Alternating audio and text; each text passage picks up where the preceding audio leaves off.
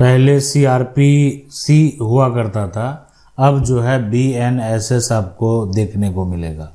अब मान लेते हैं कि जमीन का विवाद होता है, कोई ऐसा जमीन है जो विवादित है, मामला कोर्ट में दर्ज है, लेकिन फिर भी जो व्यक्ति है उसको कब्जा करने का प्रयास करता है, कोई पक्ष रोकने का प्रयास करता है और दोनों के बीच में जो है इस प्रकार भिड़ंत हो जाती है कि आप कह सकते हैं दोनों पक्ष को चोट पहुंचता है। क्या है पुलिस का काम, क्या है?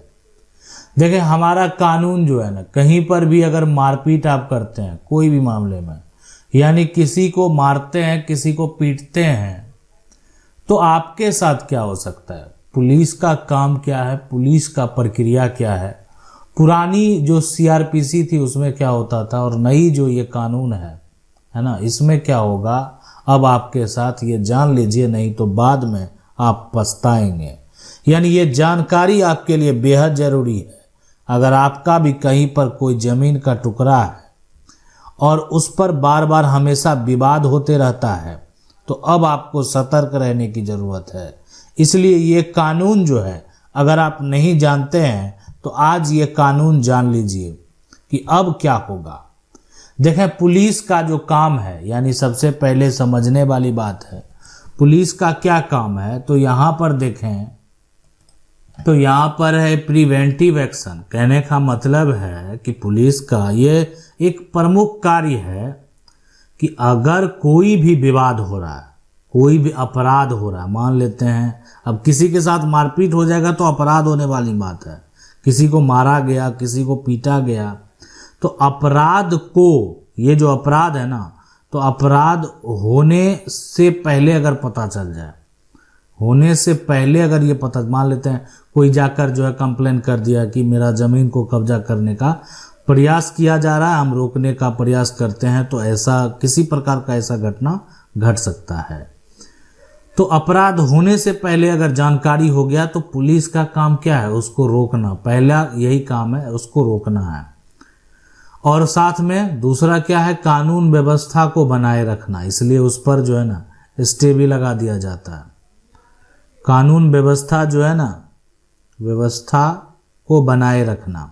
तो इसलिए क्या होगा, विवाद आप करेंगे, दोनों पार्टी को बोलेगा कि आप कुछ नहीं करेंगे और इसको जो है ना एक तरह से रिपोर्ट बनाकर मजिस्ट्रेट के पास भेज देगा कि ऐसा ऐसा हुआ था, तो वहां पर से क्या हो जाएगा, रोक लगा दिया जाएगा। तो इसलिए यानी पहला जो पुलिस का काम है वो यही है। दूसरा है कि वो जांच करेंगे, ठीक है।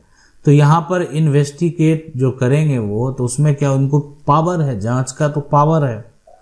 अब उसमें क्या करेंगे, उनका क्या काम होता है, जांच जो करेंगे किस प्रकार से वो जांच करेंगे।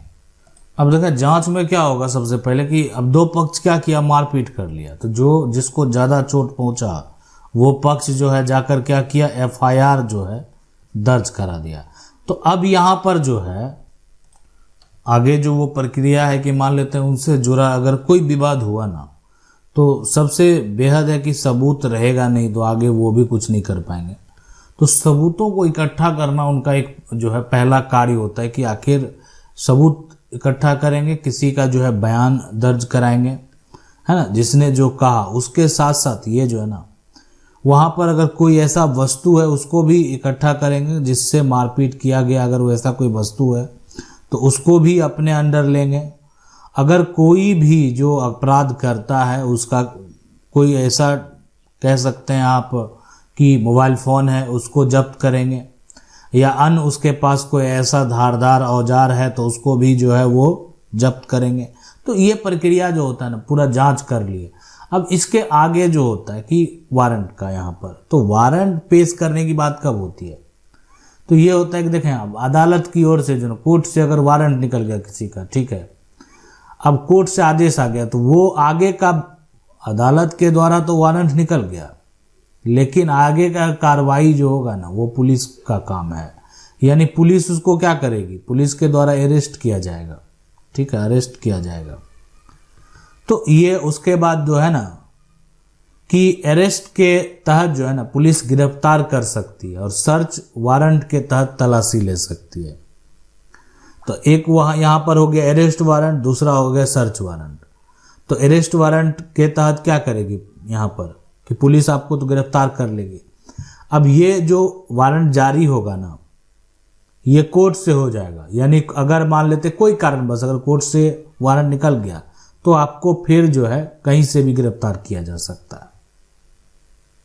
अब देखें यहाँ पर जो BNSS है यहाँ पर, तो यहाँ पर इसका जो नया एक धारा है, नया धारा है, धारा यानी सेक्शन जो है 172।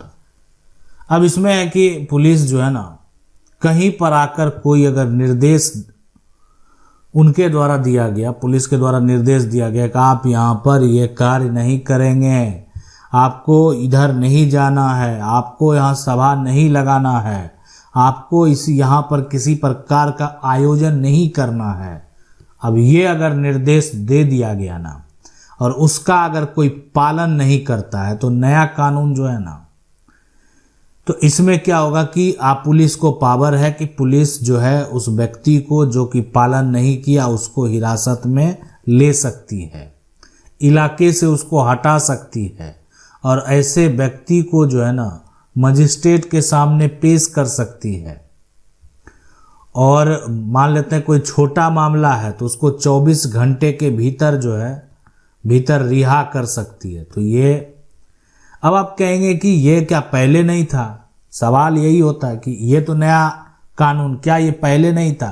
तो देखें, इससे पहले CRPC का सेक्शन था, वहां पर अगर बात करें सेक्शन 41 जो है, और या यहाँ पर बात करें कि जो सेक्शन है धारा 151 जो है, तो यहाँ पर जो है पुलिस बिना किसी वारंट के किसी को भी हिरासत में ले सकती थी। ठीक है, यहाँ पर क्या था कि निर्देश जो यहाँ पर पहले यहाँ इसमें था 172 में कि निर्देश दिया गया। ठीक है, अब अगर उसका पालन नहीं हुआ तब हिरासत में लिया जाएगा, लेकिन यहाँ पर जो है CRPC में था कि नहीं, वहां पर बिना किसी वारंट का जो है अरेस्ट आप हो जाएंगे और किसी भी व्यक्ति को जो है हिरासत में पुलिस बिना किसी वारंट के रख सकती है। लेकिन यहाँ पर क्या होगा, नहीं, निर्देश का अगर वो एक तरह से अवहेलना करता है ना, तब गिरफ्तार किया जाएगा। और इसके लिए पुलिस उस व्यक्ति को मजिस्ट्रेट के सामने पेश करने के लिए बाध्य नहीं है, इसलिए पहले सारा जो भी किया प्रक्रिया के तहत किया गया। यानी ऐसा समझ लें कि अभी आप वर्तमान में अगर आप गलत करेंगे तो बचेंगे नहीं। पुलिस का जो रिमांड है उसका अवधि अगर बात करें तो पहले था 15 दिन, अब क्या हो गया, अब जो है अब ये हो गया 90 दिन। CRPC का जो धारा की अगर बात करें 167 है ना के मुताबिक 15 दिन जो है पुलिस रिमांड में रख सकती थी, लेकिन अब क्या हो गया, अब यानी उसको 90 दिन कर दिया गया। 90 दिन तक जो है पुलिस रिमांड में उसको रख सकती। तो ये जो कानून है, इस प्रकार का कानून अभी देखने को आपको मिलेगा। अगर आप भी किसी प्रकार का कोई विवाद में फंसे हुए हैं तो सतर्क रहने की ज़रूरत है, संभलने की ज़रूरत है। आशा करते हैं वीडियो अच्छा लगा होगा। वीडियो को लाइक जरूर कर दें। चैनल को पहली बार देख रहे हैं, सब्सक्राइब करके जो बेल आइकन है उसको जरूर दबा लें। मिलते हैं अगले वीडियो में, तब तक के लिए जय हिंद।